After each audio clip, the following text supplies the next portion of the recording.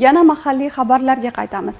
Qadriyatlarni asrash barchamizning kundalik burchimiz bo'lib, bu avvalo oilada, mahallada va ta'lim maskanlarida yosh avlodni milliy ruhda tarbiyalash orqali amalga oshiriladi. Sharof Rashidov tumanida milliy qadriyatlarni asrash burchimiz, tiklash vazifamiz mavzusida o'tkazilgan ma'naviy ma'rifiy tadbir ham aynan ana shu ezgu maqsadga xizmat qilishi bilan ahamiyatli bo'ldi.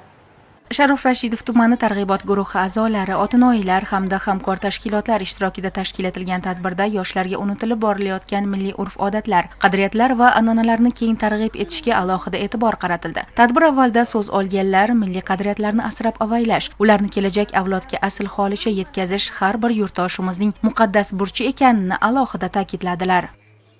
Aynan mana shu mustaqilligimizning 35 yilligi arafasida joylarda milliy qadriyatlarimiz, urf-odatlarimiz, an'analarimizni tiklashga, yoshlarga yanada targ'ib qilishga qaratilgan bir qator ma'naviy, ma'rifiy, madaniy tadbirlar ham bo'lib o'tmoqda. Aynan mana shu bugungi Sharof Rashidov tumanidagi bugungi mana shu Qahramon mahallasida bo'layotgan ushbu tadbir ham aynan mana shu ushbu targ'ibot tadbiriga asoslangan bo'lib, bugungi tadbirimizning nomi ham aynan qadriyatlarimizni tiklash burchimiz, asrash vazifamizdir shiori ostida bo'lib o'tmoqda. O'zbekiston musulmonlar idorasi Jizzax viloyati bo'limi, otinoyilar kengashi, oqil ayollar harakati, buvijonlar maktabi, ma'rifat targ'ibotchilari jamiyati a'zolari, umuman mana shu keng jamoatchilik vakillari ishtirokida ushbu tadbirlarni viloyatimiz bo'ylab barcha mahallalarda o'tkazishni reja qilganmiz. Tadbir davomida milliy o'yinlar, qadimiy marosimlar, aytishuv va laparlar namoyish etilib, ular yig'ilganlarda ayniqsa yoshlar orasida katta qiziqish uyg'otdi.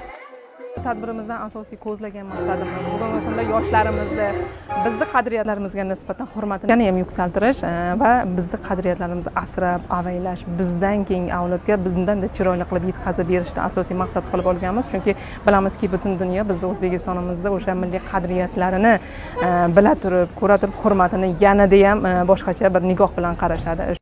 Mamlakatimiz mustaqilligining 35 yilligi arafasida tashkil etilgan milliy qadriyatlarni asrash burchimiz, tiklash vazifamiz nomli tadbir xalqimizning boy madaniy merosi, qadimiy an'analari va urf-odatlarini keng targ'ib etishga qaratilgani bilan e'tiborga molik. Tadbir doirasida iqtidorli yoshlar tomonidan ijro etilgan badiiy chiqishlar ishtirokchilarga bayramona kayfiyat ulashdi. Bunday ma'naviy ma'rifiy tadbirlar milliy merosimizni asrash va uni keng targ'ib etish, yosh avlod qalbida milliy g'urur, vatanga sadoqat hamda qadriyatlarga hurmat tuyg'ularini yanada mustahkamlashga xizmat qilmoqda.